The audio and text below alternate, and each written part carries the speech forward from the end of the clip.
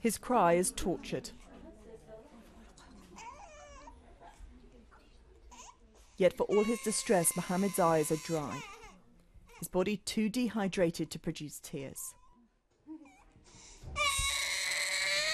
At 3, he's the weight of a 6-month-old baby. His withered neck barely able to hold the weight of his head. This is what malnutrition is doing to 15 million children in Afghanistan. Their tiny, distorted faces, evidence of a rapidly growing problem. Drought and conflict have forced food prices up by 80%. For mothers living in grinding poverty, it's not a matter of cutting back.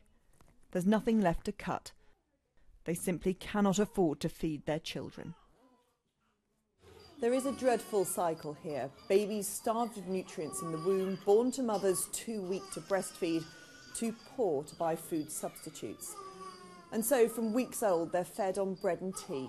The luckier ones end up in places like this, but 30,000 die every single year here in Afghanistan from malnutrition. Ramat is 2 months old and weighs just 5 pounds. However much his mother tries, she will never straighten his deformed limbs. She was starved of nutrients in pregnancy, and so her baby, should he live, will bear the consequences for life. You lose 2 babies. 2 of my children died already, she tells me. I'm frightened he will also die. We can't stay in hospital forever. What will I feed him on at home? He has chronic malnutrition. He is stunted. And it's not just the babies who are suffering. 59% of children have stunted growth. Akbar is 13 and well below height. So he's a whole 20 centimetres shorter than he should be. He should be here. Yeah. Okay. Such stunting is physical but can also be mental. Save the children are now working with mothers across Afghanistan.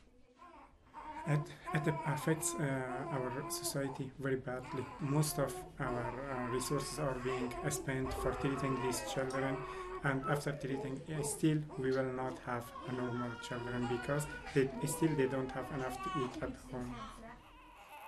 Young lives have been saved by the billions of pounds of aid ploughed into Afghanistan. However, hunger now threatens the future of this country and its children. Emma Murphy, ITV News, Afghanistan.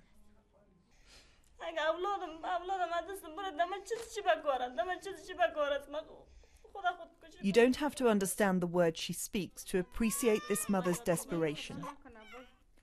She's watched 2 children die, and now another of her babies is dangerously malnourished. In the perishingly cold room that is their home, Leela Jan explains that a lack of food and temperatures below -18 are destroying her family. The floor is cold, the walls are cold. It is cold in here.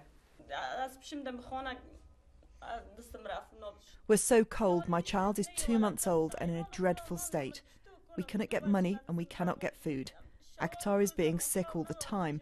I'm terrified he will die. Such was the desperation to save Akhtar that his father actually sold him.